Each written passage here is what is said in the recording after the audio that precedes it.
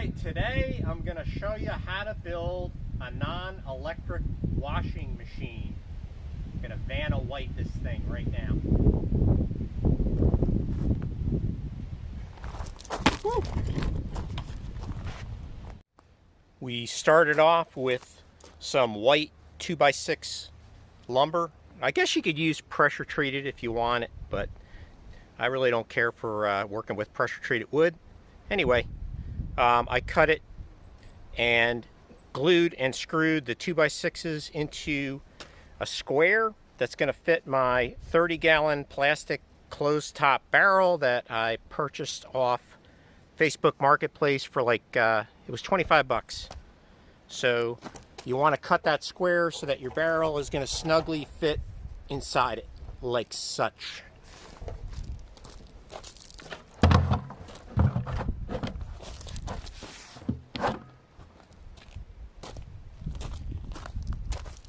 That's where we're at so far.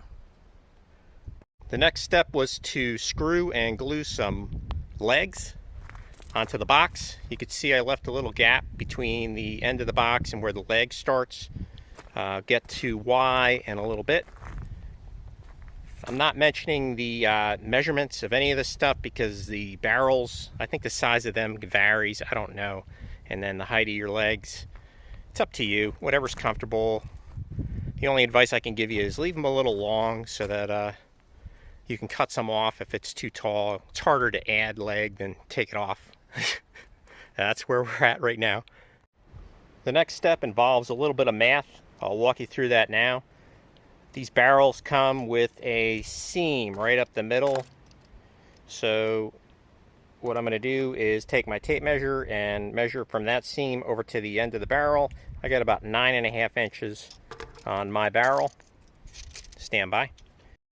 So we have our 9.5 inch measurement, and then we're going to add another 3.25 inches and put our cross member in at that height. So 12.75 inches. Screw our cross member across, glue it down. And that's why we left this 1.5 inch gap here so that these two boards are going to line up. The next step was measuring and putting together the center support structure for the barrel. So I measured the distance between the leg supports here and cut 2 of those boards, and then cut some 2x4 pieces to fit in there, leaving a gap. So this is going to fit together like this.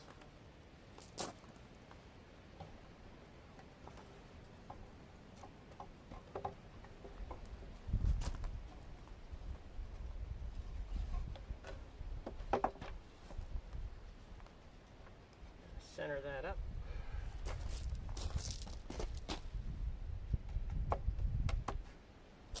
Okay, then I'm going to screw that to the crossbar, and we'll move on.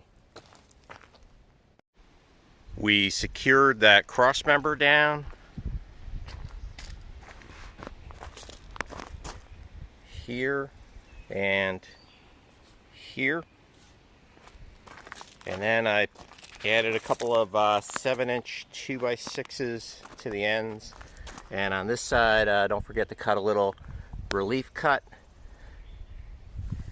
right there, and I'll show you the next step.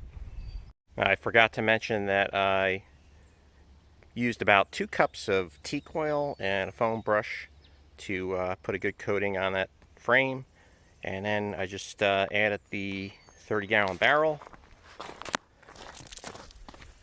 and you can see that that relief cut is going to allow me to access the drain port.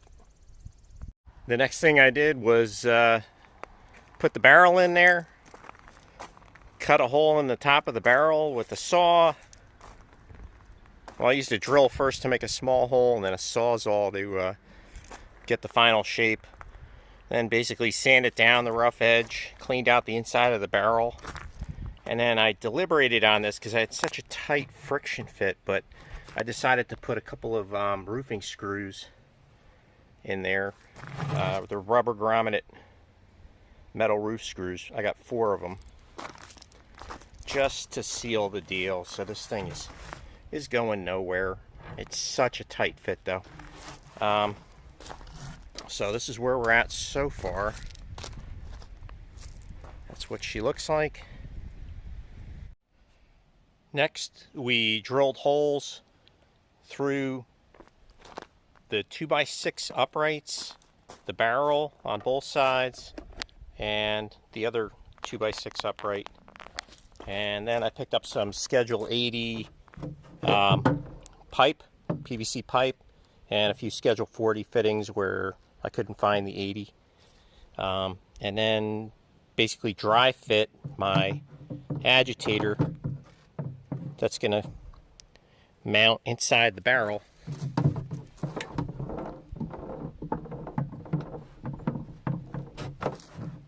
Thusly.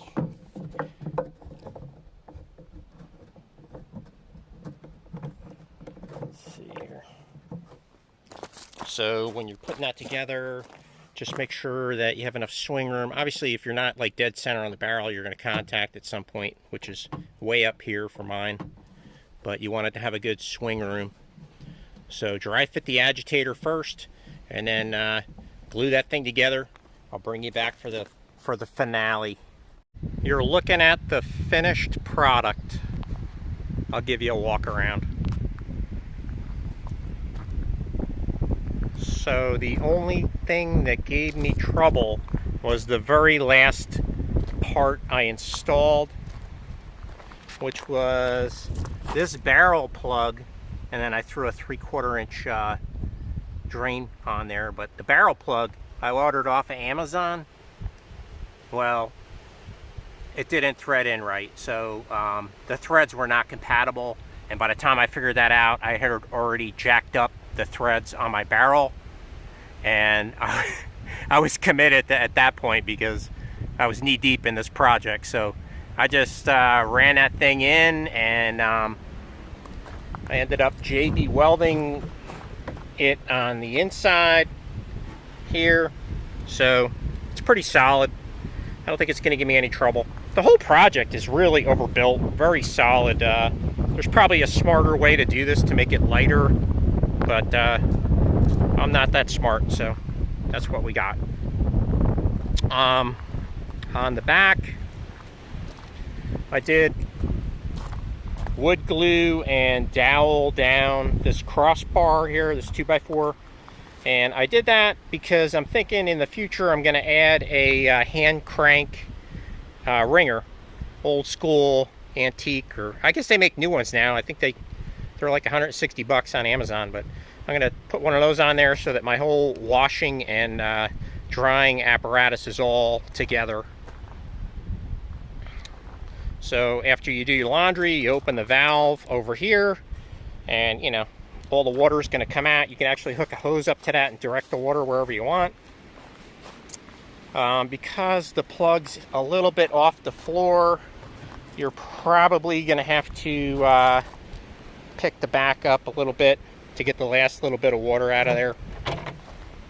Then you got to refill it and rinse your clothes out. And here's the action here. That's the agitator going back and forth. That's how that works. Just kind of squishing the clothes around. Probably let it soak for half an hour or whatever. You guys know how to do laundry. But all told, thing ran me less than 150 bucks, which is phenomenal. I mean, the ringer's going to cost more than that. And I mean, if you look up on Amazon, non-electric, you know, off-grid laundry machine, you're going to come up with like 100 results for Chinese garbage. Stuff's really like super flimsy, and 3/4 of them you couldn't even put like a pair of jeans in it. Like, it's not big enough. And there's nothing solid. I mean, other than at Lehman's or Lehman's, whatever that place is, they sell a well-built similar concept to this. Probably to the Amish, but that thing's over $1,000. So anytime I get an idea where, you know, nobody else has this product out there, I'm definitely doing a video on that, even though YouTube doesn't even pay me anymore, I don't think. But don't forget that thumbs up and like the video. You know, it feels good to get some appreciation for a novel idea. But that's it. That's the final build. Hope you guys enjoyed the video. Enjoyed the process. Oh, the parts list. One 2x6x12, two 2x4x12s, some Schedule 80 pipe and fittings that you see there. What else? The barrel. And 3-inch screws and some wood glue. And that was it. Like I say, less than 150 bucks. And that's that. Guys, have a good one.